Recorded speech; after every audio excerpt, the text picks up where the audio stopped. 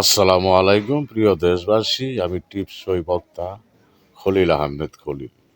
আগে বাপদাদার আমলে শুনতাম নারায়ে তাকবীর, আল্লাহু আকবার, নারায়ে সালাত, ইয়া রাসূলুল্লাহ সাল্লাল্লাহু আলাইহি ওয়াসাল্লাম। এখন বলে নারায়ে তাকবীর, আল্লাহু আকবার উদ্দুর কইয়া থাইমা জায়গা, অতটুকের কোনো দাম হবে না যতক্ষণ পর্যন্ত নারায়ে তাকবীর, আল্লাহু আকবার, নারায়ে রিসালাত, ইয়া রাসূলুল্লাহ সাল্লাল্লাহু আলাইহি সাল্লাম না বলবে ততক্ষণ পর্যন্ত নারায়ে তাকবীর, আল্লাহু আকবরের কোনো মূল্য থাকবে না। দয়াল নবীজির উপরে যতক্ষণ পর্যন্ত দরুদ পড়া না হয় ততক্ষণ পর্যন্ত নারায়ে তাকবীর এর কোনো মূল্য নেই।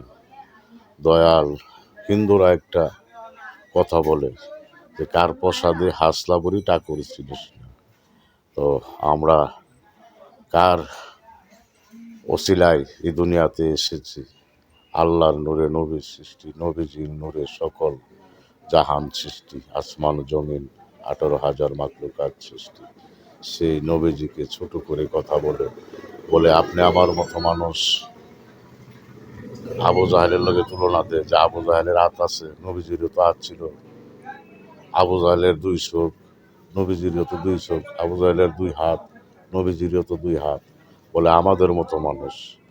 এসব যারা বলে যে বক্তারা, ওরা ওরা এজিদের বংশধর হইতো, নাই হয়তো আবু জাহেলের বংশধর, যে কোনো একটা হবে।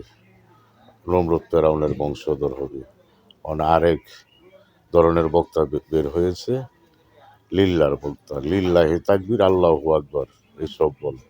বুঝি না দুনিয়াতে এখন কি চলতেছে, কোথা থেকে পেল এই ভাষা ওরা, যে লিল্লাহি তাকবীর, আল্লাহু আকবার, নারায়ে তাকবীর, আল্লাহু আকবার, নারায়ে সালাত, ইয়া রাসূলুল্লাহ সাল্লাল্লাহু আলাইহি সাল্লাম।